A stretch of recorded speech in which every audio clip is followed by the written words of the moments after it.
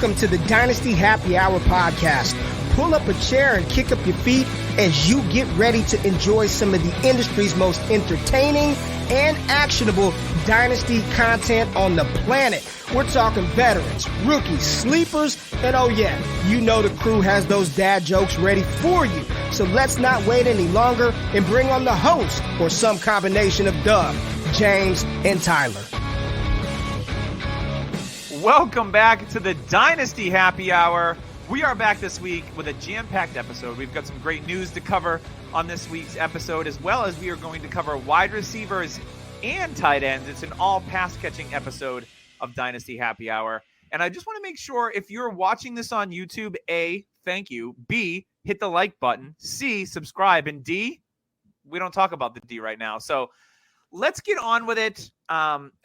Tyler, James, you're both here this week, and life is good, right? Tyler got a haircut for the first time since pre-COVID, a professional haircut, not him buzzing his own head. Yeah, not me buzzing. I actually have hair now. It is fantastic. I feel young again. He almost looks like a human being. He's very close. Very close. Very close. A little longer. Yeah, a little longer. James, he's got that Benjamin Button kind of thing going on right now, working backwards for him. Now, can it do it to my body? More importantly, your nose. James, how the hell are you doing? That's it. Podcast is off. Podcast is done. We are canceled. Off the rails. This. Off the rails. We got the already. Viking strike. Oh, no. Take my eyes, but don't go for the nose. I mean, I can't get to the eyes because of the nose, but that's a whole nother story. Oh, my goodness. Doug's on fire tonight. We have to call it a Durr section. Yep. Dynasty. I'm calling Durr up right now. Yeah, you got to put in a Durr report. Mm-hmm. My weekend has been great. I spent a lot of time with the fam, a lot of time in the yard. It's springtime in South Jersey, gentlemen, and this guy loves his flowers. Took out some flowers, put in some new flowers. We're going to talk about some flowers today. And yeah, I'm ready to talk some flowers. Let's do it. It might even blossom into a nice discussion. Ooh. We shall see. We'll see what it stems from. Pedal to the metal. Let's go. Pedal to the metal. Let's go. First, oh, damn, you beat me to it. First nose, then flowers. Yeah, I'm on a roll. What can I say? I get on these comedic rolls. There's a lot of people trying to, probably going to soil themselves after this. So it's true. And if you're going to soil yourself, you know what you should do first? You should go on Underdog.com. And you know why you should do that? Well, the real reason is because, when you use code DHH, we'll match up to $100 if you deposit. You got $25 laying around, they'll match 25, so on and so forth. You can do the math. You're all intelligent individuals watching this, except for a few. I see you out there. But daily best balls are a thing right now. So the drafts have begun. We haven't had the NFL draft yet, so it's actually really fun period of time to do best balls when players don't have landing spots, because you could get massive value at the end of a best ball draft. But not only that, baseball season just started in the last few weeks. There's playoff NBA, there's playoff hockey, there's even golf that you can do. Underdog is the best way to play daily fantasy. So once again, make sure you use code DHH and have up to $100 deposited and matched into your account, and then you can play right away. And speaking about getting paid and playing right away, boys, the Eagles signed a quarterback, Jalen Hurts, to a 5-year, $255 million contract extension. They went on record earlier this offseason saying an extension for Hurts was a priority. And guess what? They used words, and you know what they backed it up with? Actions. Hurts was heading to his 4th and final year of his rookie contract, and he'll now remain with the Eagles through 2028. This is perfect because there was rumors last year that Hurts is on a 1-year thing. We'll see how he does. And he was fantasy gold. He was real football gold. He was in the hunt for MVP, which Patrick Mahomes ultimately won. This is the best news for all involved. Would you agree, James? 110%. I've gotten offers today for Jalen Hurts, actually. It's one of our friends from the Lollipop Guild. Just got a statue made out of him down in Oklahoma. They were down there. It was a big ceremony. We're not a big fans of Kyler Murray. The guy tried to offer me Kyler Murray in a first for Jalen in my second. Yeah, and I was like, no way, no, this isn't going down. A year ago, that was a possibility. Possibly. That's the thing. Possibly. I would have been happy, but you would have never have gotten that offer. Yeah, So obviously Jalen Hurts, and I used our friends. We love our friends over at the Dynasty Trade Calculator, and I'm like, really, I really want to know because it's been a while since I checked Jalen Hurts's value on Dynasty Trade Calculator, and in a Superflex scenario, man, he is off the charts in the high 70s compared to a Kyler Murray that's down in the mid 40s. He's got to be like QB3 right now, right after Mahomes and Allen. Hurts, yeah. So I mean, you're gonna have to pay the cost to be the boss. And Murray's slipping down to the end of the QB1 era. He's like coming off the injury. I think he might even be lower than that in startups. I think he's like QB 10 to 12. He's starting to become maybe a value, like trade value. See. And I thought about that, Tyler, but I can probably I could trade somebody else off for Kyler Murray. Oh yeah. Yeah, so that was your big quarterback news. It's great to see him get extended and have some security, and now he can just ball out like he's been doing. I love that. We did have a trade this week. I love the NFL more and more now because they've become more like the NBA, and trades are an actual thing, even a week or two before the draft. We'll see more drafts, obviously, on draft night. There's going to be maybe one for Aaron Rodgers. Who knows? But the Pittsburgh Steelers went out and we'll see. The Pittsburgh Steelers went out and traded for veteran wide receiver Allen Robinson and a 7th-round pick from the Rams for a 7th-round pick. So this is pretty much a pick swap. The Steelers will only pay Robinson $5 million this year, with the Rams covering $10 million of his $15 million salary. Tyler, do you think Robinson's just going to go there and be big slot? He's going to be like Chase Claypool role? Maybe. Everybody's saying like this is the nail in George Pickens' coffin. Absolutely not. This Knock is it off with that. Ridiculous. Like if it is, go buy George Pickens right now. Oh, 100%. And I've tried giving 110, 109. Like if it's later first, easily. I'd rather have George Pickens. I don't want anything to do with those picks right now. So I'd rather have George Pickens in Yeah. every receiver. We'll talk about it. Yeah. Every receiver after JSN. Like there's nobody else I'd rather have. Like Pickens' upside is immense. Pickens is going to be the number one there, I think. And then Deontay is going to be all over the field. They use him as the Y. What if Deontay gets traded? Slot. I don't see it. They just paid him last year. I know. I can't see it.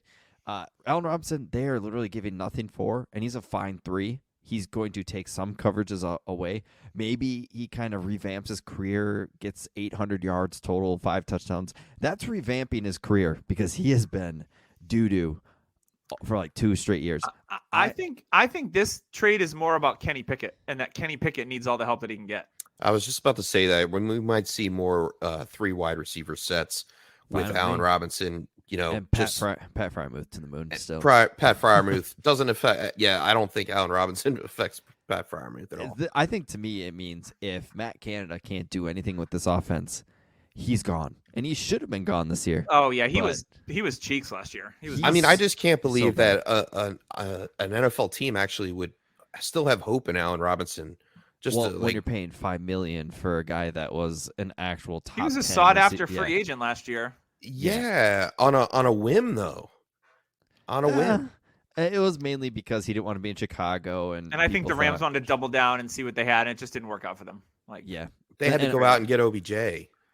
I mean, I think Allen Robinson still has a little juice left, but not a wide receiver 1 or 2 juice. If OBJ didn't tear his ACL in the Super Bowl, I don't think Allen Robinson would have been around. But... Hey, and OBJ and Allen Robinson, same age. So true. Let's not forget about that. I don't think A-Rob's washed. I just saw a game when he was a Bear 2 years ago, and he still looked good to me. So he really hasn't played since then. So yeah. I mean, if anything, it's like this gives him some fantasy life where he was kind of dead in the water. He was one of those. We'll see what happens, but I still think he's talented. A lot of it was Stafford too. You could tell him and Stafford weren't on the same page at all. Robinson, you look at, he's usually at the bottom of the screen when, they're going towards one end zone, and he's wide open. He does a curl route wide open, and where he's looking? He's looking at Cooper Kupp. So I think Allen Robinson is kind of a victim as well. Like I said, I don't think he's Allen Robinson of old, but I think he's just fine, and he's going to play a perfect part for that team. And hey, maybe he comes in and says, "Hey, George Pickens, I know you're kind of, a diva a little bit off the field. People want to put that narrative on him. He's got a little. I don't think I just think he's a fiery, competitive guy. Like 100%. And maybe Allen Robinson can kind of help teach him because they're kind of similar players. But I think Pickens has way more talent, of course. But I think this is good news for Pickens more than bad news. So Yeah. Speaking of bad news, let's move on to some bad news that we had. Talk about rolling the dice with some people. Yeah, really? Right. The Detroit Lions, there was a handful of suspensions laid down in the NFL for gambling this week. Obviously, we know what we saw last year with Calvin Ridley. He is now officially reinstated, so he's good to go. But we saw a receiver that many have pegged to be a breakout. He still could break out because his suspension was not a full year. That was Quintez Cephas, who was essentially released from the team right after. But this one was Jameson Williams. He got nailed for a 6-game suspension. So the Jameson Williams breakout is going to have to wait almost half the season to happen. And the Lions lost DJ Chark in the offseason. They did re-sign, or they got Marvin Jones back. Woo. Familiar face. So I think the Lions are going to be in the market for a receiver here in the draft, because now they're like, well, we're going to be out without Jameson for 6 weeks. They still have Josh Reynolds. Cool. I still see that they could go for a wide receiver as well, regardless. Tight end. Tight end too. But yeah, this is disappointing because, the kid's a rookie. When he flashed on the field, he looked really good in his limited amount of snaps. And his ADP was steadily creeping up, and now it's going to go back down again. So, James, what was your thoughts on Jameson Williams other than, dude, why you a bonehead? Not so much. I mean, he's a bonehead, not as much as Quintez Cephas was, or some of the other players that got the full year that were actually betting on NFL games. Yeah. He was not, and they dug deep on this, and I respect the litigation part as far as the detective work that they did. He was betting on college games, but he was doing it from an NFL locker room or wherever proper. It was a locker room. Yeah, and he was not allowed to do that. You're not allowed to do it on the grounds. So he's a bonehead. He must have missed that memo, apparently. Yeah, he missed the memo. Apparently there's posters, Pat McAfee, Adam Jones, and they talked with the Colts head coach on Friday, and they were even like, hey, are there still signs up in the locker room that said no gambling? And they all agreed. They're like, yep, they're still there. The PR guy was like, yep, they're all over the place in the locker room. You can't do that. You can't gamble. And even Pat McAfee said, hey, your retirement after your career is going to be fun because you can do all the gambling you want. And he's like, but if you do gambling, you're not going to have an end of a career because you're going to have to work forever because you're going to be out of the NFL and it's not going to be worth it. So, like, Jameson Williams, he's right with Pickens for me, though. Like, I would rather have Jameson Williams than 109, 110, 111, 112. Yeah. Give me Jameson Williams. Yep, I agree with that. Some quick news. The Ravens re-signed quarterback Tyler Huntley to a 1-year, $2.627 million contract. He was a restricted free agent, I believe. So he's going to be the starter until Lamar. Whatever happens with him, that'll be interesting. That's another draft day thing to keep an eye out on. Brock Purdy told reporters that he avoided Tommy John surgery. I don't know that I believe all that. Your elbow brace says otherwise. Yeah, his elbow brace looks like classic vintage Gronk elbow brace. RoboCop. He looks like the rookie of the year in the cast. Do you remember that? Maybe they take the cast off and he throws it. Yeah, he reminds me of like Cowboy Bob Orton back in the day, the wrestler that always had an elbow thing on. The issue is I'd rather hear that it was Tommy John than not, because they're like, oh, maybe it was, maybe it wasn't. We don't really know. So this injury could actually affect him long term. I think we'll know more if Trey Lance gets traded on draft day. Oh, yeah. If Trey Lance gets traded on draft day to one of these teams that he's rumored to go to, I know Tennessee is one, and the Tampa Bay Buccaneers are another one. I mean, that'll tell us more about the Brock Purdy injury. If Lance doesn't move, that tells me that like Purdy's not going to be ready, and the Niners are going to go roll out with Lance, and Darnold will be the backup there until Purdy's ready, or however that goes. Obviously, Trey Lance did get some hype when there was videos of him training with Patrick Mahomes. He changed his release point. A lot of people were into that. I'm into that as someone that throws a football fairly well. Those are things that I noticed that I like to see if he's improving his mechanics. Maybe he worked with Tom House, the mechanics king. Who knows? But yeah, so obviously Trey Lance is another quarterback to keep an eye on. The Cowboys exercised wide receiver CeeDee Lamb's 5th-year team option for 2024. It's a no-brainer move. He's 24 years old. He gets a fully guaranteed almost $18 million in 2024. He's set to make $2.52 million this season. So obviously the Cowboys, they're going to have to clear out some space for him next year. So they know that. They're not going to lock him up. He's a star. He's 3 straight 1,000-yard receiving years to start his career. He's a stud, and he's still super young. So, yeah. no brainer, like you said there. I don't think there's much to talk about there. He's still a top 5 dynasty wide receiver. Couple small moves. The Eagles signed wide receiver Olamide Zacchaeus, formerly of Tyler's Falcons. And the Chargers re-signed Jalen Guyton. He was their speedster from last year that got hurt. I expect them to add someone through the draft. If they don't, maybe they just go like, we got Jalen Guyton. But they're a team that is heavily rumored to draft someone with speed possibly to open up their offense for Justin Herbert a little bit more. Tyler, who would you like to see them? Jalen Hyatt, I see, gets mocked to them, and I don't like that, but that's just me. He's the same player as Guyton, like so similar. And it's so funny. I actually messaged Jason Moore of the Footballers because on their podcast, he goes, he said he just runs weird. He runs silly. Hyatt does. And I'm like, I said the same thing on our podcast. People didn't like that about Judy either. The way that he ran was weird. It's different. Like his knees were like weird. Hyatt looks like a hunchback. Like he's got no neck. The way he wears his helmet, I don't know what it is. His body looks so weird in football. I don't know what it is, but you're one to judge weird bodies over there. I saw the same thing. Hey, just because I sent you that picture, that was in confidence. Come on, man. I appreciate you. Apparently not. Just not publicly. And I want to talk about things that I appreciate. You know what I appreciate? Our longtime sponsor, Trophy Smack. They've been with us through thick and thin, mostly thin. So I appreciate them for sponsoring us once again this week. They are the ultimate go-to if you need a fantasy championship, whether it's a belt, a trophy, a gangster grill. If you're wood grade and gripping and you love to scream out Mike Jones and you listen to Paul Wall, they've got that for you too. Absolutely everything, whether it's football, hockey, basketball, baseball, soccer, everything is completely customizable. Chef has one of their customizable belts with the Swedish Chef on it, which is absolutely awesome. They have the right trophy for you. They also have the right trophy for them losers in your league. We all love the lovable losers. And when you use code DHH Ring, you will get a free $60 championship ring with the purchase of a trophy or belt. It's absolutely awesome. Highly recommend. Go on trophysmack.com today. Code DHH Ring. Thank you in advance. All right, let's talk about rookie wide receivers. I'm not thrilled to talk about rookie wide receivers because this class to me is mid, as the kids say. That's no cap. Mid. I'm trying to be cool again to that reviewer. Yeah. Oh, man. You guys are so cool, so hip. We are so cool. Just some dads just trying to be cool. What can I say? You missed the drip, Doug. You missed the drip. I'm in my Florida State hoodie, not drippy enough. Yeah, this receiver class, we're going to talk about it, but it doesn't give me excitement levels that we're accustomed to. It's not last year. It's not the year before. Yeah. To me, like Tyler said earlier, it's JSN and log out, but we're here to talk about some ADP, and that does start with JSN. Rumors for JSN today I saw on Twitter, and we all can take these loosely as it is a few days before the draft, and it is Twitter, but supposedly the Philadelphia Eagles have been doing a ton of work on Jackson Smith and Jigba. They picked with the number 10 overall pick.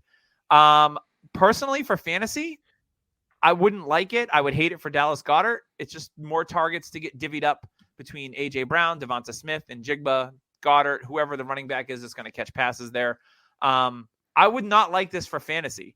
Would it change Jackson Smith and Jigba's ADP, James? I think it would hurt it a little bit, especially with all the company in the core. You know, we talk about Dallas Goedert being hurt the most by it, but I think it hurts everyone. We know A.J. Brown would definitely get his targets. I'm not worried about that. If anything, the only value in Dynasty that I can see is it's a plus for Jalen Hurts, another weapon in his arsenal. The Eagles are trying to compete with top teams like the Chiefs, the Bengals. Those are the teams that they're worried about, and they see them surrounding their quarterback with some talent. I mean, let it be Kelsey or Tyreek Hill back when he played with the Chiefs. And then, of course, Jamar Chase and T. Higgins for the Bengals. So I think it's a mass rush. It would be a power move sent out to the rest of the league. But I think they go running back in the draft. You know what I think it would be if they did take JSN at 10? Anyway. The Philadelphia Eagles always have a backup plan. And to me, it could be like Devonta Smith has one more year. It would be his fourth year. And then they can pick up his fifth-year option. That's going to be expensive. So maybe if they did draft JSN, this is an all-in for this year. You get JSN. Maybe Devonta Smith, they're not able to retain him because of reasons. I mean, we all know the cap is pretty flexible, but like say Devonta wants $20+ million a year. I don't know how they're going to be able to adjust to that with AJ Brown getting paid, Goddard getting paid. They have some money spent on defense and on the O-line. So this could just be a really savvy organization who always tends to be 2 steps ahead. Look at their draft last year. They drafted Jordan Davis. They drafted Nakobe Dean. They lost defensive linemen. They lost the linebacker. Guess what? Here you go, guys. Boop, plugged in, and you should be good to go. This one would not surprise me if that is one of the reasons to move with JSN. I could see that happening. And if that's the case, like, yeah, his ADP is not going to change because he could be the man in like 2 years. Yeah. Going to JSN, let's talk about the player. He's a great route runner, easy catch of the ball. Just everything is smooth. I think he's got a very high ceiling, high floor. His speed isn't fantastic, but I think he's fast enough. But man, that is not his game. It is just smooth, technical. He's going to get versus man, he's going to beat you. Versus zone, he's going to find the soft zone area, and he's just going to sit there and easy for the quarterback throwing to him. I heard Falcons are in play. Now, imagine that offense, and if Ritter actually steps up a little bit, which I hear rumors that he's putting in some work and he's looking good. James loves that. I just saw him perk up. Take Drake London out of the slot role, please. But then I also, if, say, Ritter falls, and they get a Drake May or Caleb Williams, put him right in this offense. Any quarterback can succeed with these offensive weapons. They've got the beefed up line. Yeah. So for me, I wouldn't drop him much due to the Eagles, but honestly, anywhere he goes, I think he's locked in. I have him ahead of Gibbs, behind Bijan, and 1 quarterbacks. So he's my 102. Yeah, I love the player. He's super safe, and he's going to be super fun in the NFL. Yeah, with these other guys that are behind JSN, there's no smash spot for me. Like if any of these receivers land, I mean, people are going to say Kansas City. Like, okay, we thought that about Sky Moore too. Like who maybe... I still have hope for. I do too. Grow. I do too. But I just think as a rookie, it's like when we said Hilaire, people put Hilaire over Taylor because of landing spot, not necessarily because of talent. Sorry. Taylor Strong. So I think Taylor that's one of the. I look at all these receivers behind him, and there's no plum landing spot for huge success. I mean, maybe Minnesota for some of these guys. I have a cutoff where it's cut off on the rankings, and it says underneath your sweatshirt. It says trade. Yes, it says trade for 2020 rookies like Watson or Dotson if you can. Oh, 2022 rookies, yeah. Yep, 2022 rookies like Pickens. After JSN, do that. If you can't, maybe trade for 24 first. Just go back a year. Sometimes it's the right move. Let's be honest. I mean, yeah, like you said, outside of the 107 in Superflex, maybe 108. I'm just kind of this next guy for me at least. I have right there with Jahan Dotson for Jordan Addison. Yes. See, I'm interested in Addison because the collegiate production was good, but his athletic measurables were they're bad. They're worrisome. I know the RAS score, he was incredibly low on, and that's he's not my number 2 receiver in this class. And that's usually an indicator of success. It's been a very good metric. But I mean, we all see he won the Biletnikoff 2 years ago at Pitt. He moved to USC, didn't have quite the same season. To me, he's a mystery. I think if he goes to the Chargers or if he goes to Minnesota, that would be best case scenario for him. I do like him as a player. I think he's, again, a lot like JSN. He's faster than he lets on. He can use separation instead of pure speed. Yep. And like Justin Jefferson. Justin Jefferson's not the fastest guy in the league, but he's got the shake and the wiggle to break out and make himself open. Keenan Allen, same way. Keenan Allen's never a burner, but the guy's open all the time because he's technical and good at what he does. Yeah, he's a lot lighter than we thought. I think 172 or something like that, which a lot of these guys are. Yeah, Devontae Smith kind of broke that mold. For me, he reminds me a lot of Calvin Ridley in his game. He can manipulate with his speed. He may not be the fastest, but he can definitely manipulate from the line. He'll start off a little slow, and then boom, his acceleration is awesome. You saw that in the combine. His 40, it was 0 to 60, and then he was just at 60. So that might be because of 40. Top end speed. But man, I still like it. His tape is fantastic. He is a smart player, and like you said, he produced in 2 different colleges, which is a lot more harder to do than you think. So yeah, totally different offenses, totally different quarterbacks. Yep. He So, did follow his receivers coach to both schools. That is true. So I really like Addison. He's back into the first. Like I don't know where to slot these guys. There's a couple running backs I might have before him, like Charbonnet and another running back if he's picked early. I don't know. But the tight ends are definitely the cream of the crop, and we'll get into those after the receivers. Yeah, James, any thoughts on Addison? Yeah, I did some digging on these first couple guys. I got lost in some tape and just went down a wormhole. And it looked like after he transferred, like something was missing. Then I dug deeper on the numbers, and he really did target share. His target share like went down like a proverbial cliff. Well, Pitt didn't have much else at 26% down to a 16%, and then caught 59 balls. Like, you were going there for opportunity, and then he went there with Lincoln Riley and Caleb Williams. I would say, and coming off the Bolitnikoff Award. And I think and you guys made the correct point. Like, he came off the Bolitnikov Award. He missed 3 games this season, and I think we forget that. So I think his numbers can be a little deceiving, and that's what I was trying to get to.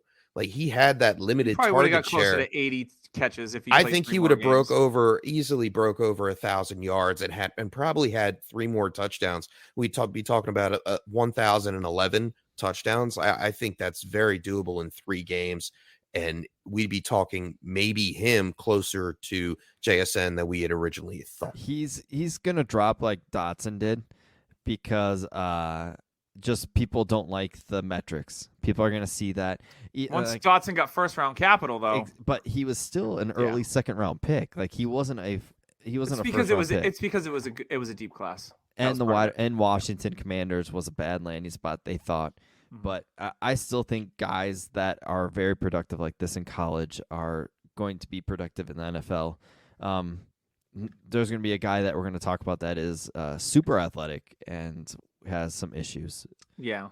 The next guy in ADP, I don't know if you guys saw this on Twitter, but I saw some X-rays of Mr. Zay Flowers, and he got that dog in him. It's true. X-rays confirmed. Zay Flowers is an absolute grinding dog. I love the way that he plays football. I watch BC. I'm there right in my backyard, and he's been the star of the team. Literally in his backyard. Yeah, for a few years now up in Chestnut Hill in Boston.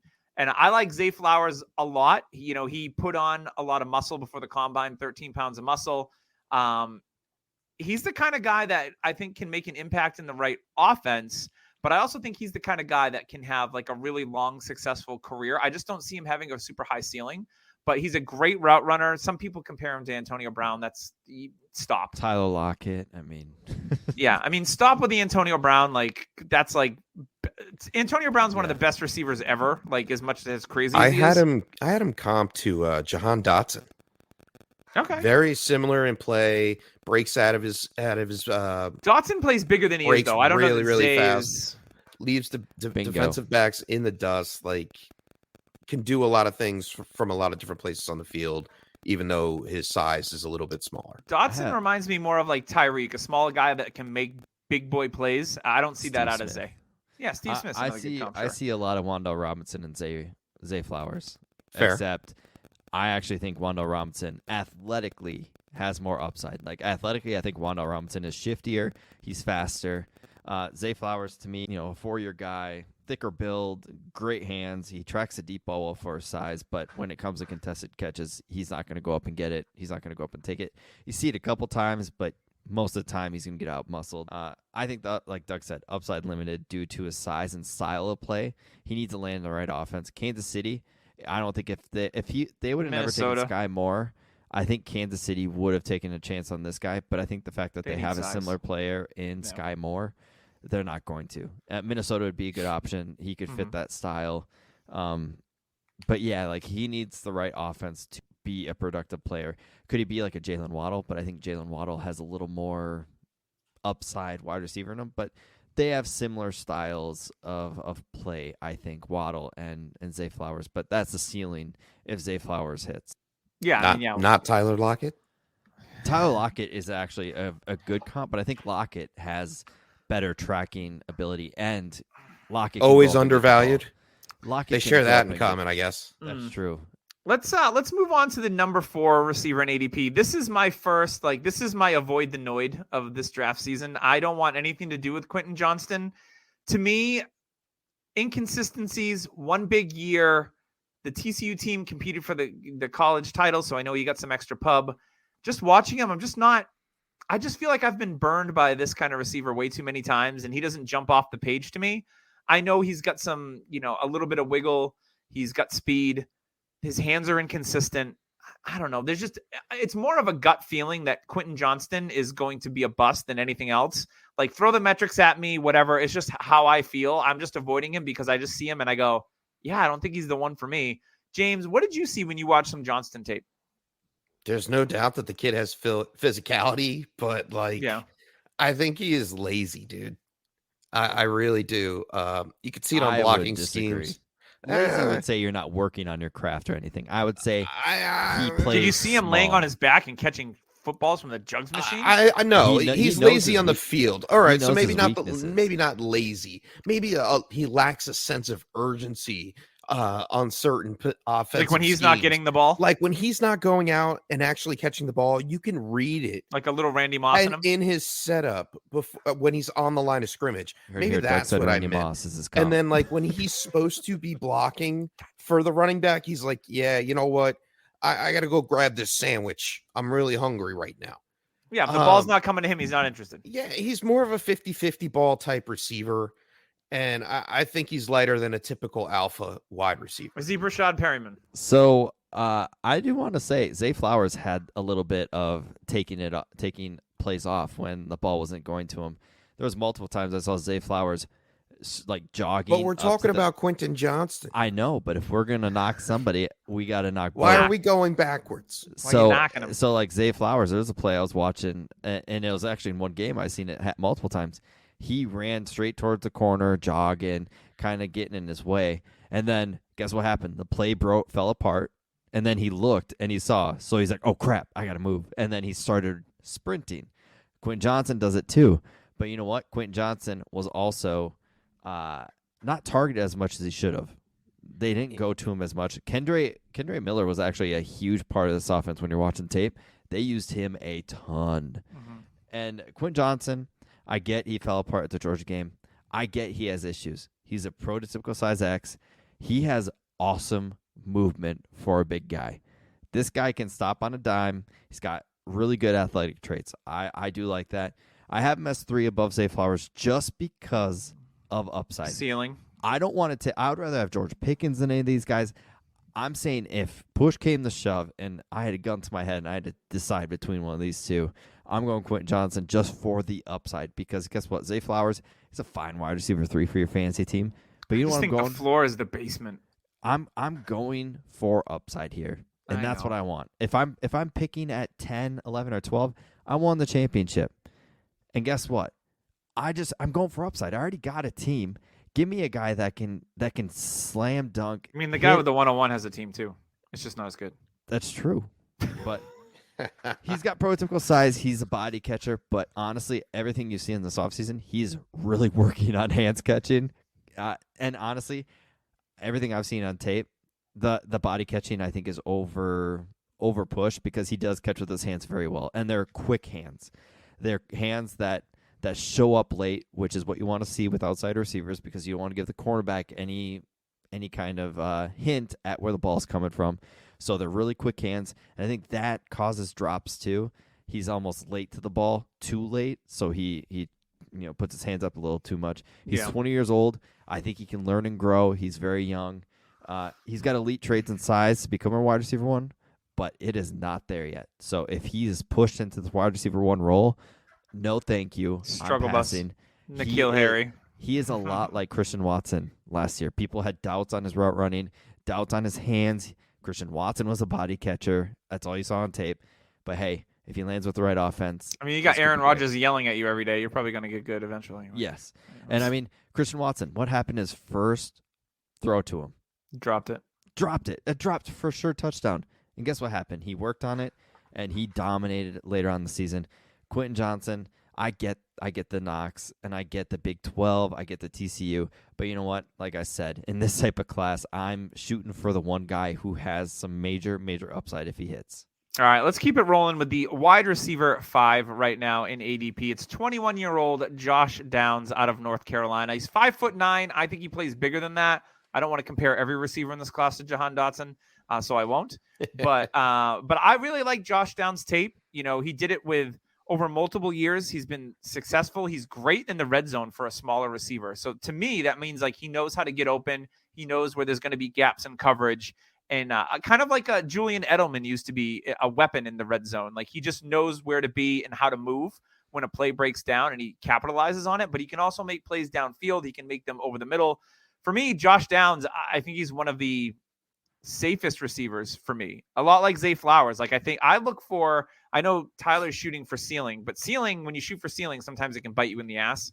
For me, like, I don't necessarily go for ceiling guys. I want guys that could have a really safe floor and be in the league for a long time. I've drafted the Denzel Mims of the world before, and they're rotting on my roster, and I completely wasted a pick on them. But a guy like Downs, a guy like Flowers, I like because I feel that they have a role in today's NFL, even though they're a little bit smaller and lighter, because that's kind of what we're seeing, especially in this draft class. This is why Quentin Johnson might be a wide receiver drafted in the first round, because outside of him, there's some other big guys, but they don't have the same type of athleticism that he has.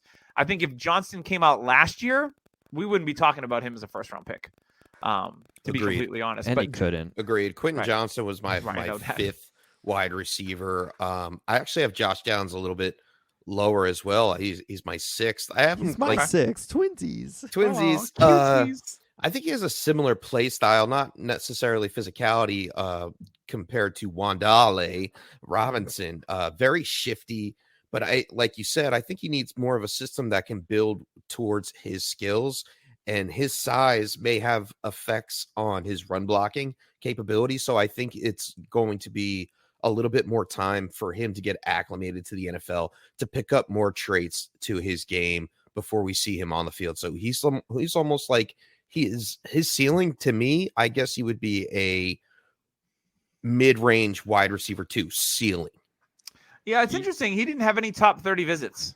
So either the NFL thinks either that the NFL knows what they know about Josh Downs and they know he's a solid player, or we might see his draft capital. A lot of people have been like, oh, he'll get picked in the second round.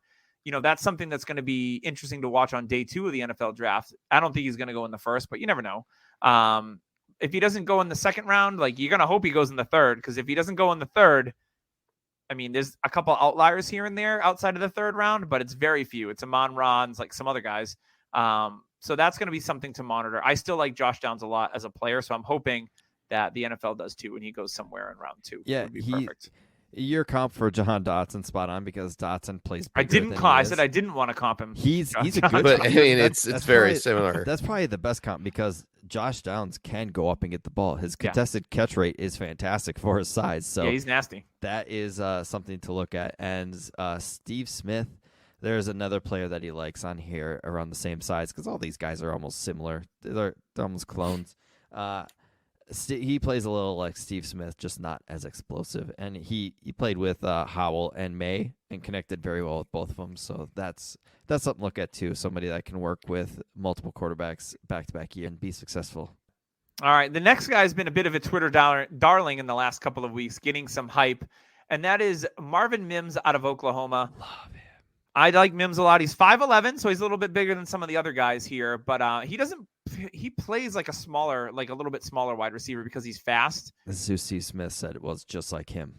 Yeah, I like Marvin Mims a lot. I have a couple of picks in the early mid-second round, and that's a guy that I'm hoping makes it to me. I think the NFL likes Marvin Mims a lot, so I'm not going to be surprised whatsoever when he goes in the second round, and I think that's probably pretty realistic, especially in the years past where we've seen wide receivers in the second round, like, I don't know, Tutu Atwell and whatnot.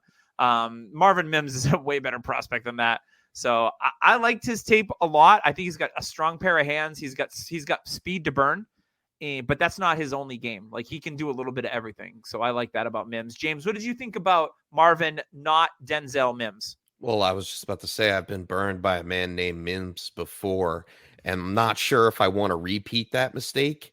Because it's still like branded on the right No side of relation. my No butt relation. cheek when my wife is wondering why I still have Mims in a heart next to my butt cheek. Anyway, too much You can change it to information. moms really easily. Yeah, too. mom. What mama don't know. Yeah, Yeah, just change it to exactly. moms. You take the I and you do like a backward C. You got moms. You're good. I mean, I don't. It's hard not to though. It's hard not to go with Mims as a good prospect that actually may have an effect for fantasy football. He could play anywhere on the field. He lines up in all situations. I can easily see him as a immediate mid-range wide receiver 3 coming out of college. Like it all depends on landing spot, obviously, and opportunity, but he can play from anywhere on the field, like I just mentioned. So that gives him a boost for potential playing time right there. And I don't know. I had it on my notes where like this may be the end of my 2022 scouting class or 2023 scouting class. I'm sorry. Because like I there's not enough wide receiver talent after this. But There's a couple hidden gems. But he was my wide receiver 8. Mims was my 8. He's 5 for me. And high school prospect. I mean, this guy destroyed high school football. Yeah, he was a big Devy guy when he first came out. Yeah. Could you imagine going to Oklahoma and being like, hey, I got this Caleb Williams guy. He's going to be awesome. Boom. Dylan Gabriel comes in, and he's your quarterback after Lincoln Riley leaves, and you're just like, what happened? Didn't he have fake Mahomes as a quarterback for a bit there? What's his name? Rattler? Yes, Rattler, Spencer. Rattler. He had Fake Rattler, Mahomes. too. He's forever known as fake Mahomes. Baby Mahomes? Fake baby short Mahomes, yes. Yeah. I loved Rattler, too. I know you did. It was all What attitude. happened to him? All attitude. The guy was cocky. He's somewhere else now. And he's in South Carolina actually reviving his career. He's a Gamecock. So for me, I like Mims. He's not only great with speed, he's also a great route runner. He needs I do think he's going to be a better pro than he was a college player. I think he's still got major upside. And even if he falls, he's going to be a huge target for me. I would have him closer to Zay Flowers than I would Josh Downs. So I am a big fan of Mims. Mims the word. Yes. Let's move on to the next receiver here at the wide receiver 7. And this is outside of Quentin Johnston, might be the most polarizing receiver in this class. He came off the Biletnikoff Award last year. It's Jalen Hyatt. I don't know. Everything for Jalen Hyatt's a guy, unless he slips in our drafts, I'm probably not going to select. I don't even have him in top 10. I don't blame you. For me, at ADP, give me Cedric Tillman. Like that's what it's gonna. Am I gonna have a early second round pick, or am I gonna draft Cedric Tillman somewhere in the mid to late third? Hyatt's ceiling is hopeful Will Fuller, and his for the 1 year that Will Fuller was good. And he could be a healthy Will Fuller, but not good in the short game. Like Will Fuller is still recovering from that finger injury. And if you look at the wide receiver coach, there's actually a lot of stuff on this. Anybody who's played under this wide receiver coach, Baylor receivers, don't you put that shade on Tyquan has Thornton. Not done good in the NFL. Hyatt and Tillman are there. Yes, I do like Tillman, but Hyatt is one of those guys that you better land the right offense. He's going to be a better best ball guy, and you're going to be scared shitless week to week putting him in your lineup because you'd be like, I'm either getting 4 points or I'm getting 15. 20. Yeah. So, no, thank you. He's going to be drafted way earlier than I want. The splits when Tillman and Hyatt were on the field, they're not good for Hyatt. Tillman was the guy. So. Tillman came in this year, and he was supposed to be this. Tillman should have been up by Quentin Johnson.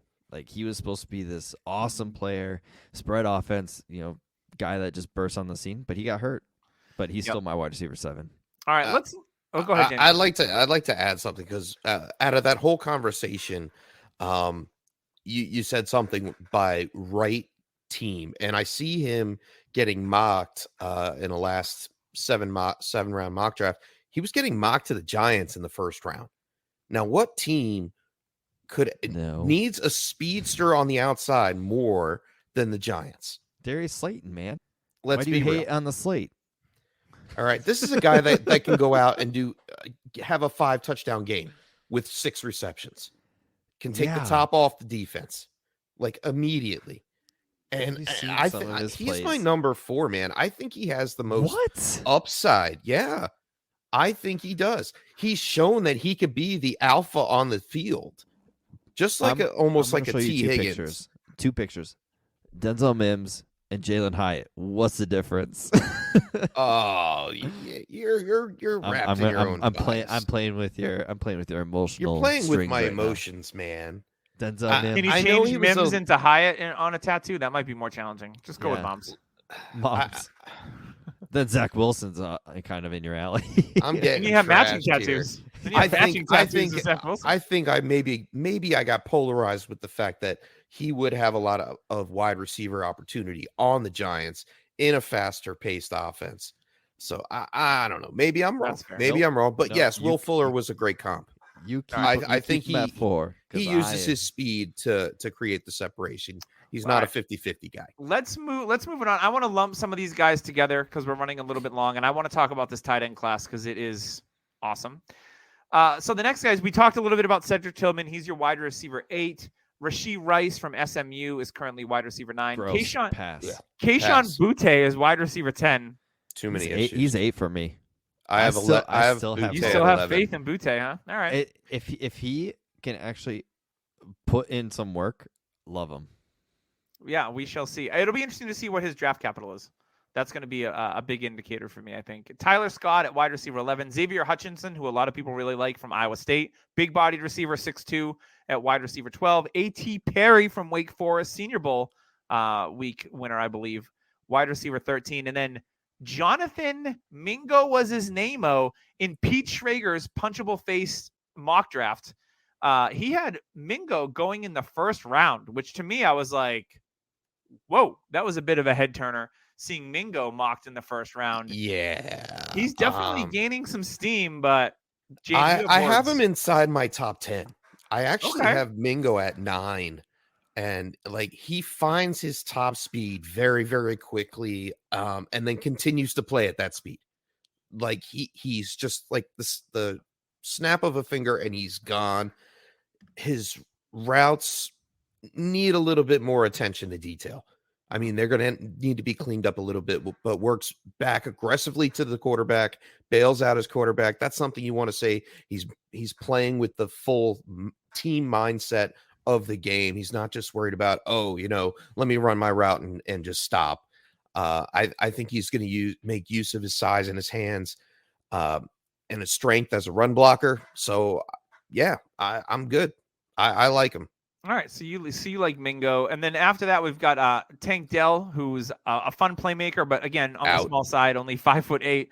Outside of that, though, there's a lot of guys, and I'll point out some that I like as later that I'm going to be interested. Again, it's draft capital. I'm interested in the guys like Jaden Reed from Michigan State at 5'11", had a really good combine.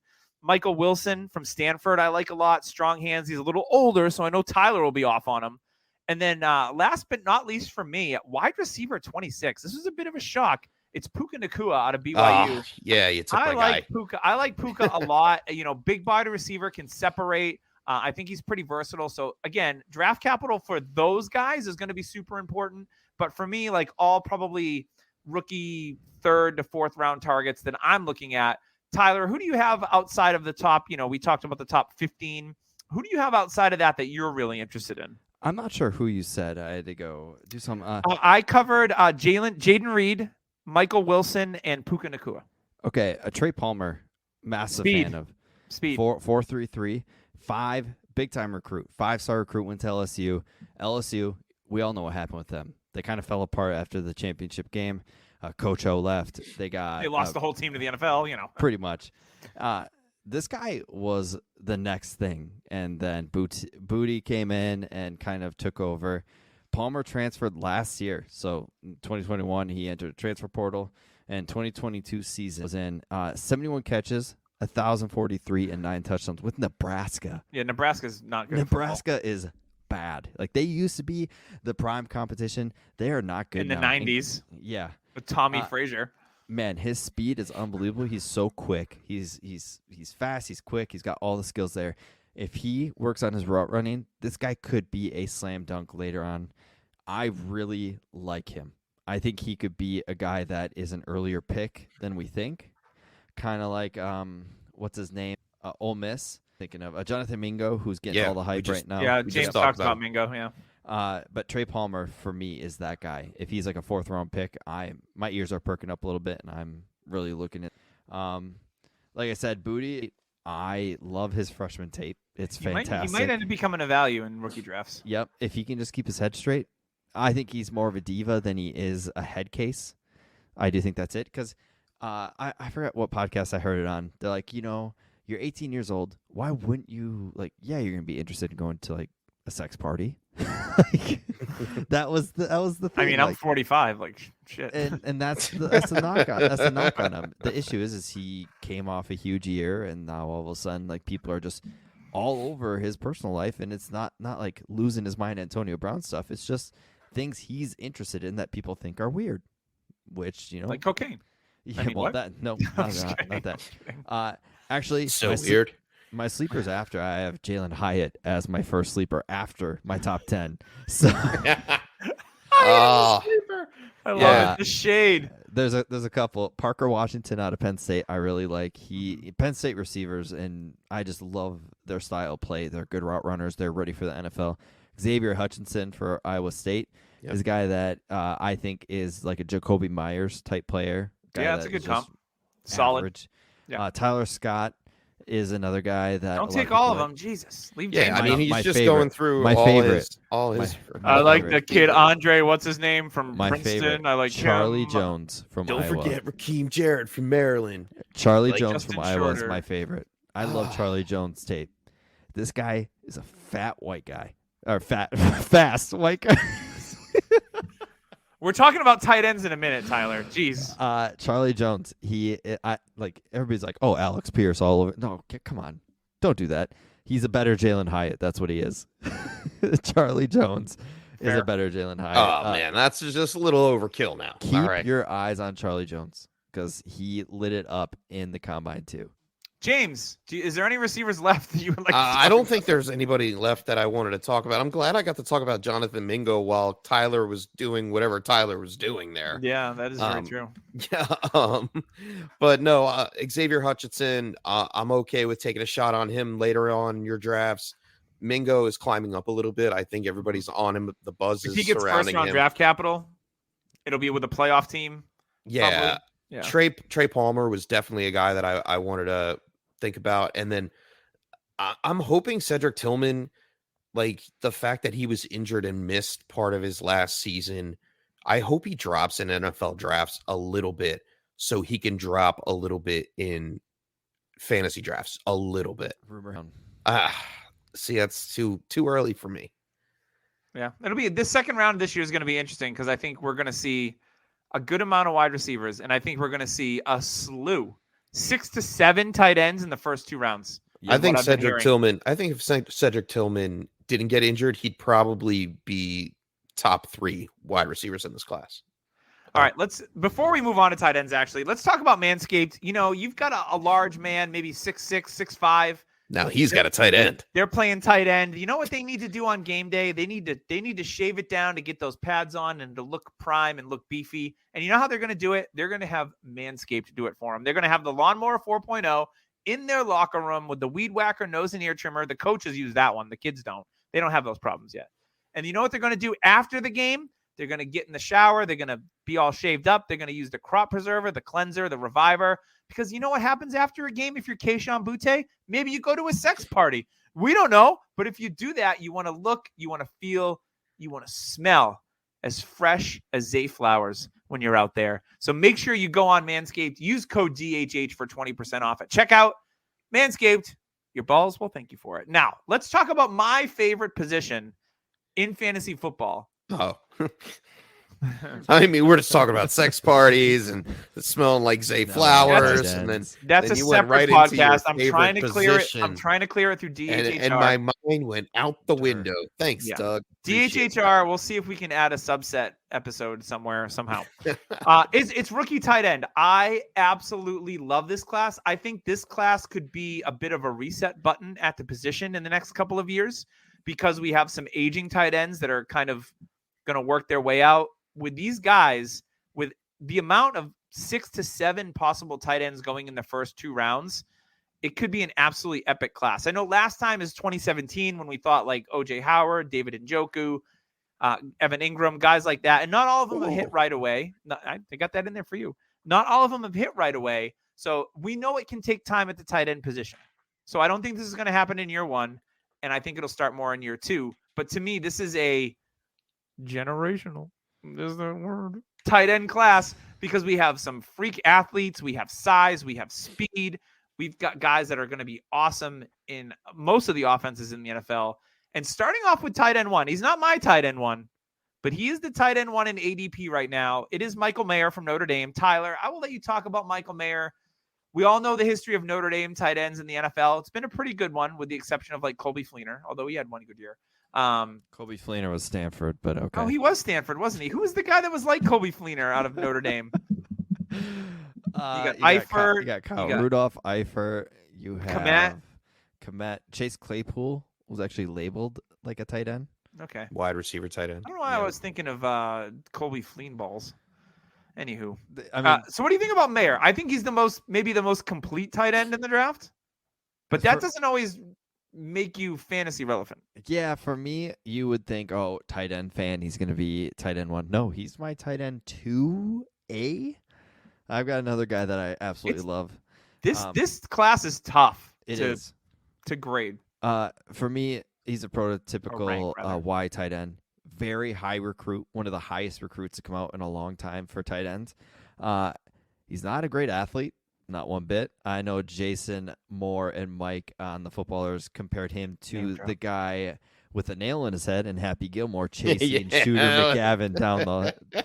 And I cannot unsee that every time I watch. I can't unsee it now. You can't unsee it. But that is his style. He's a road grader. He's a big monster after the catch. He's not a guy that's going to catch it and then fall. You're going to need about 2 or 3 guys to take this guy down because he is not going down easily. Do you think he's a less athletic version of a guy like Gronk? Like a road grader, blocker, can make moves after the catch, good strong hands, but he doesn't have that the thing is big playmaking ability. The thing is, though, I think Gronk might be a tad faster, but people are really knocking Mayer for how bad he is athletically. He is a very smooth route runner. Watch the tape.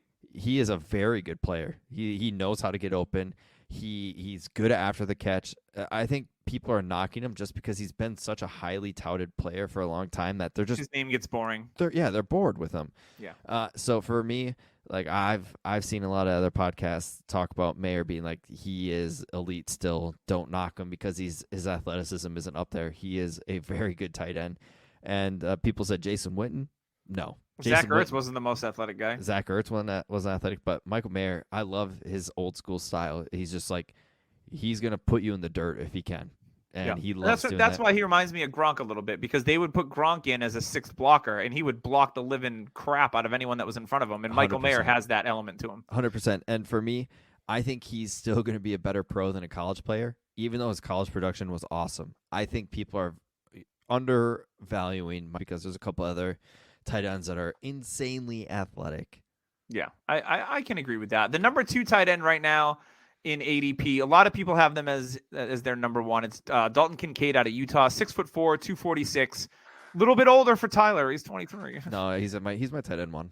Yeah, Kincaid, if you look at his tape versus some of the big competition, just absolutely freaking dominated those games. And that's what stands out with Kincaid, is the kind of weapon that he can be in the NFL. James, when you watch Kincaid, what were your thoughts? Who'd you see? I want to know that first. Who do you see? A little bit of Dawson Knox. Okay. He is the closest I've seen to Kelsey watching tape. Stylistic wise, just how he plays. I mean, he plays very amped up. He's all about the game. You could tell that. But he's zeroed in. He's focused. Zero focused in. He's awesome. He's got an action movie name too. Dalton Kincaid seems like an action movie character. He is the Kincaid. Smooth. He's young in the game, and that's the crazy part. He only played 1 year of high school football. Did he play basketball though? Yeah, he played a lot of basketball. Of course, Doug. And when someone plays basketball and translates to tight end, what usually happens? He gets that Jimmy Graham kind of Parham happens. kind of effect. So he also had a back injury, a small fracture in his back. James, you've had fracture in your back. You've had some back problems. Yeah, but Does I don't that play worry like you? Dalton Kincaid does. Does that worry you a little bit for future? No, not after watching his tape and watching him at the combine, pro day, etc. Like I think he's fine. And Well, I he think hasn't had either one of those. Yeah, so he that's didn't have a pro day. He didn't have a That's the combine. knock on him is we don't know what his measurables are. The fracture, apparently doctors have come out and said they're not worried about it. Teams have come out and said, they've gotten the clear from medical. So maybe it's not a big issue, but like Gronk had a back. Didn't he have a back injury coming out of college too? Yes, and that's one of the reasons he slipped to where the Pats got him. Yes. And he had a chronic back injury. It wasn't like Yes. a one-time thing. I do think Kincaid could be somebody who lands with the Packers at pick, I think 15. Yep. He's gonna He go just earlier visited than them, didn't he? expected. Yes, I believe so, he's yeah. gonna go a lot earlier than Packers expected. are in on a pass catcher. I think it's either JSN or Kincaid there. So for me, he reminds me a lot of Gesicki, but he can actually play all downs. He can block. Gesicki, when it comes to blocking, he's like, nope, I'm out. Don't want it. Yeah. But yeah, he's the closest to Kelsey I have seen on tape, and he just inched past Mayer for tight end 1. But you know what? If I lose it on Kincaid and I have to take Mayer, fine. I'm good. Yeah, no, I don't blame you. The tight end 3, I think, is a very, to me, polarizing because I can see him being a real fantasy asset, and I can also seeing him. It's Darnell Washington out of Georgia, and athletic freak for a man of his size. Jesus. Again, he is a road grader type of blocker like Michael Mayer. To me, this is going to be interesting to where he lands on draft day. Is he going to land on a team that already has an established tight end and he's going to be used more in the blocking game? Or is he going to land on like a Bengals where they can use him more in the passing game? For me, I'm not completely sold on Darnell Washington for fantasy. I think he's going to be a really good tight end in the NFL. I'm just a little skeptical about what his usage is going to look like. I think he has a nice ceiling, but compared to some of these other guys that are right behind him in ADP, I don't know. He's fascinating to me, not only because of the athleticism, but like I'm trying to think of a comp of like a really hyper athletic tight end that just didn't do it in fantasy. Mercedes Lewis. That's that's the one. easy Juwan Johnson. That's it. Brandon Pettigrew. Like, I don't know. Pettigrew was very unathletic, so that's that's true. He just had a high draft capital. With Washington, I think the issue was, you go to Georgia, you watch his tape. Brock Bowers is the tight end to watch. He's a freaking receiving threat, and that's the easy go-to. Like Georgia's like, okay, we're gonna give it to this guy. Washington came second fiddle, but when he got his chances, he showed it. And that's, I think, where we're coming down with the issue. And we saw it in the combine. Washington destroyed this combine. He's a freak. He's a freak in nature. He's a guy with that size of frame. He shouldn't be able to move like he does, but he does. Mm-hmm. And I think he's going to be a better pro once again than he was in college because college did not use him right. Yeah. I could be talked over putting him above Mayer depending on landing spot. If he did go to the Bengals, whew, I mean, they need more blocking on that line. Irv Smith's not going to block. He's not going to leave the field. And you know what? What's better to have a 6'7" guy in the red zone? I mean, you got T, Washington, Jamar Chase, Boyd. Like, that would be a great addition to that team. He's one of the best blockers. People say, hey, maybe his upside might not be there because he could gain weight and become a tackle. Too. Yeah. Like they said, if he doesn't work out as a receiver, he could gain weight, be 300 pounds, and just be a left tackle or right tackle and get paid more almost. So that is an actual issue, but I don't think that's going to happen. He's probably a late first-round pick. Yeah. Another guy that's been gaining a lot of steam is Luke Musgrave out of Oregon State, 6'6", 253, another great athlete here. For him to be the tight end 4, in most years he would be the tight end 1 without some of these guys ahead of him. Again, just another great athletic tight end that is probably going to go. I don't think he'll get first-round draft capital, but I think he's for sure going to go in the second round easily. When you watch Musgrave, James, what did you see from him that you liked outside of just like the athleticism that I think really stands out with him? I mean, he's kind of an all-around player. And yes, obviously the pass catching has a lot to do with it. I've seen him comp to like a Dallas Goedert archetype. So that's intriguing for fantasy purposes. May have to weigh a little bit depending on the draft capital that he gets. I think he's mocked to go around the second round. But we'll see. Like, who knows what's going to happen with this draft, because there are needs towards the end of the draft that teams are just may just jump all over. But no, he definitely turned heads at the combine, and I think it put him in the right place to become a tight end starter in the NFL. Yeah. James and I are in a league where we do a draft very early, and I missed out on a couple big name tight ends. I missed out on Mayer. I missed out on Kincaid. And I think there's one other one. It might have been Washington. But I took Musgrave at 205. Really happy about it. And it's a tight end premium league. It's a 12-team league. I like Musgrave a lot, and I put down on my notes, if you miss out on Kincaid, this is a great second place because he is a poor man's type Kincaid on tape. So, like you said, Doug, this is going to be a very good class, and there's one other guy from the tight end U, apparently. That's my guy. Where, people are in love with this guy. Yeah, and he's not even tight end 5. Currently, it's Tucker Kraft out of South Dakota State. Massive BS, human. man. Tucker Kraft is another massive human. Did you know he got offered to Alabama this year, but he said, no, thank you. I'm going to stay with South Dakota. It says a lot about his character. Yeah, he wanted to stay home and finish his school. And didn't they? I think they won the double Division II championship this year. They might have beat North Dakota State or North Dakota. Yeah. But another massive human. Yeah, Kraft. And one of my favorite tight ends in this class. And if he goes and drafts at tight end 6, I am gonna be so overweight on Sam Laporta. Yep. It's not even freaking funny. Like, if I've got a mid-second round, I'm gonna be the guy in rookie drafts that overdraft, that I'll draft Laporta over other players, and people will look at me and be like, "What are you doing?" Laporta to me is awesome. I think he's a great overall tight end. I love the way he moves. I love his athletic testing. I love the lineage coming from Iowa, where they take guys that are like not high recruits and they go boop and they turn them into these great NFL tight ends like your George Kittle, TJ Hawkinson, maybe Noah Fant one day. Although he's a solid player. 7-year breakout. Yeah. So for me, like Laporta, when I watched him at the combine and watching his tape, solid set of hands. He runs great routes. He can do a little bit of everything. And I think he could be a difference maker at the NFL level. So for me, like, I'm in on Laporta over some of the running backs and wide receivers that are typically going in the mid-second round in tight end premium leagues.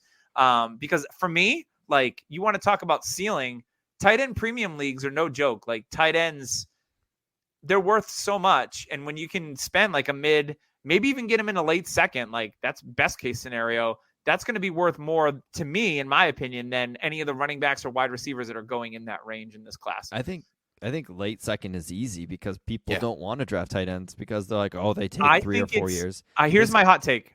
I think the biggest mistake people are going to make in this year's rookie drafts, especially in tight end premiums, is they are going to discount the tight end position because it's so deep and everyone gets so obsessed with wide receivers and running backs, third round running backs, fourth round running backs. It is going to produce a absolute ton. If you're a team, a dynasty team, that you are struggling to keep some tight ends together, you can invest capital in this draft and make out like an absolute bandit. I think people are not going to adjust to it.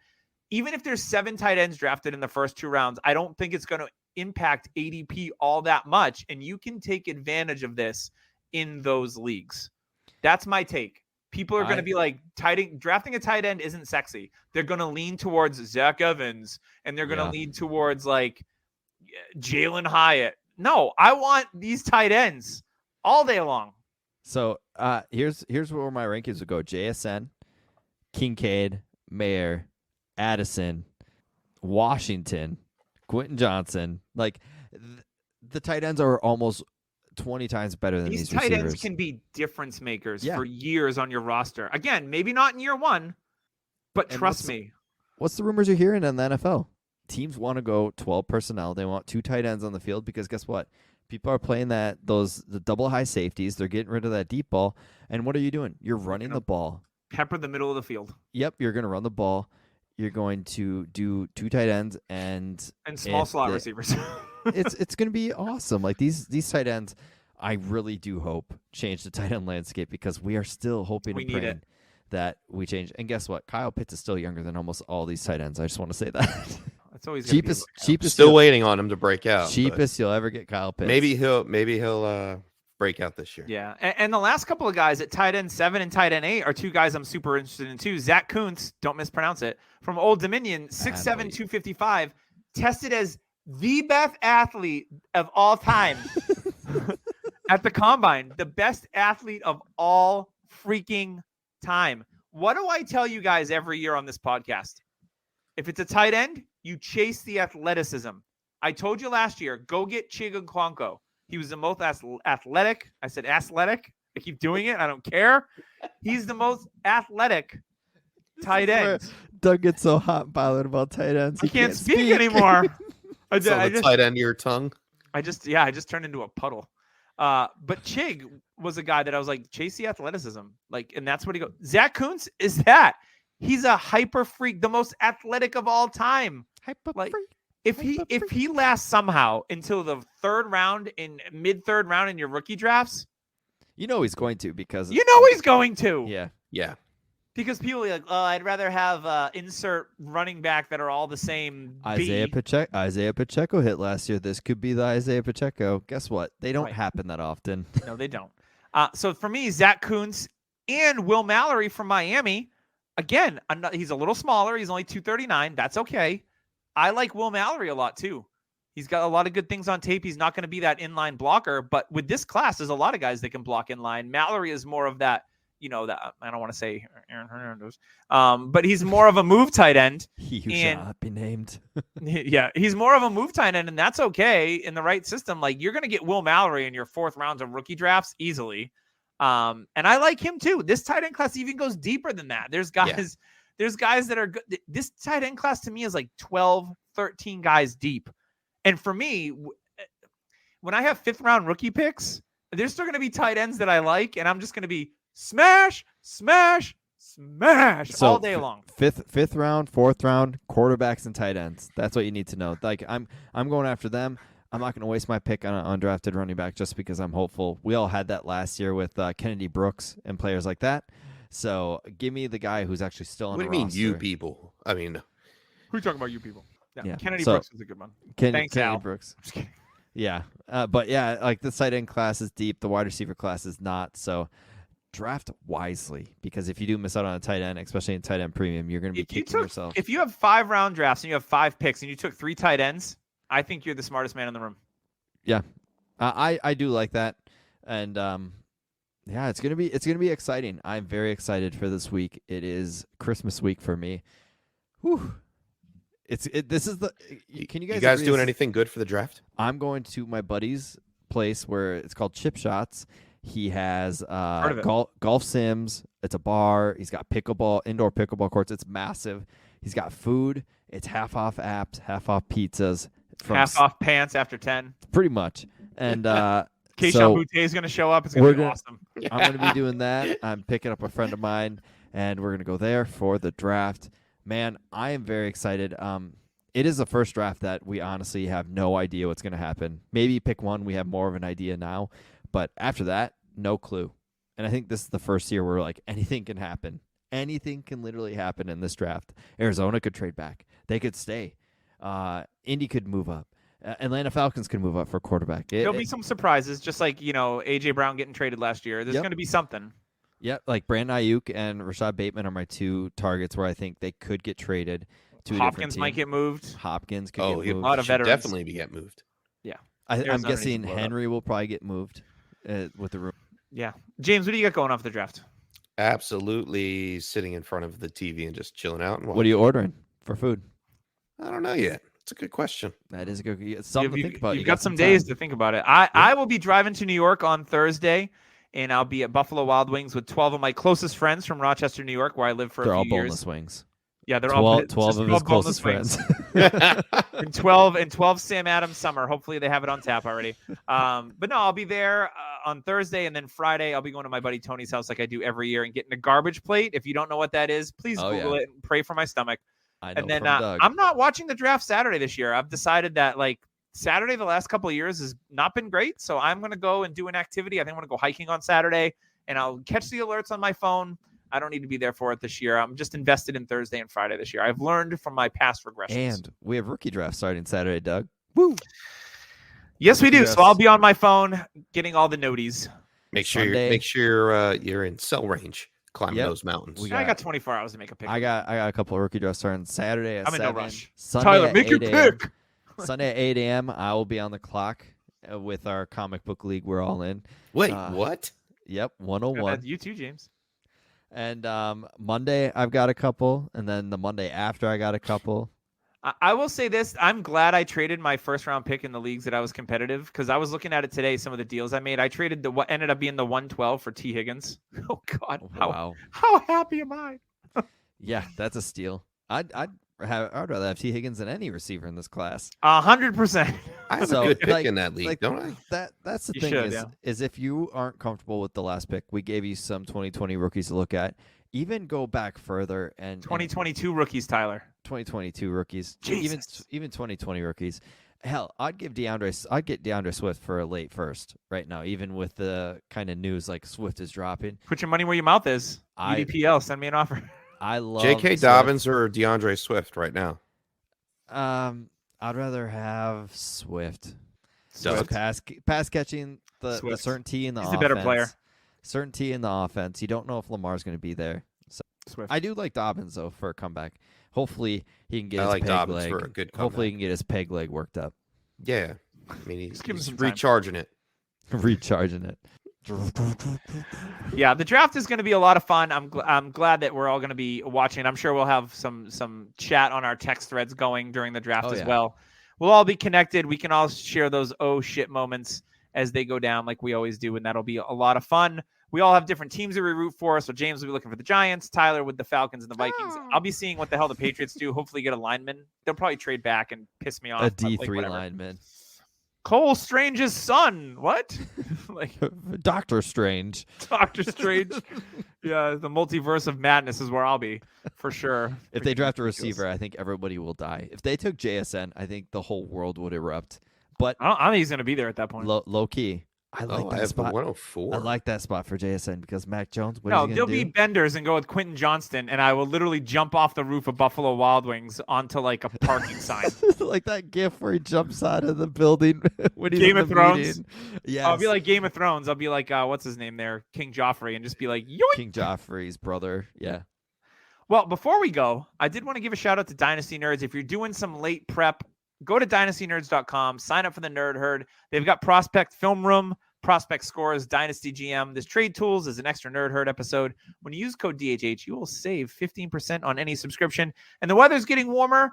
You know, you're going to be outside more. You got to throw a nice cap on, a t-shirt. Maybe it's a little chilly. You throw a sweatshirt on like me. Go on Viridian Global, like James is rocking right now, and get yourself a Dynasty Happy Hour sweatshirt. Thank you in advance for doing that. Guys, I can't wait to come back on Sunday. I'll be here for the podcast, and we can talk about this draft and unpack all the data that we have, because a lot of this is where's the draft capital going to be, and it's going to tell us a lot like it does every year. So I'm excited to unpack that with you guys on next Sunday. So until then, this has been the Dynasty Happy Hour. Enjoy the draft. Hopefully your team drafts well, and we'll see you next week on DHA.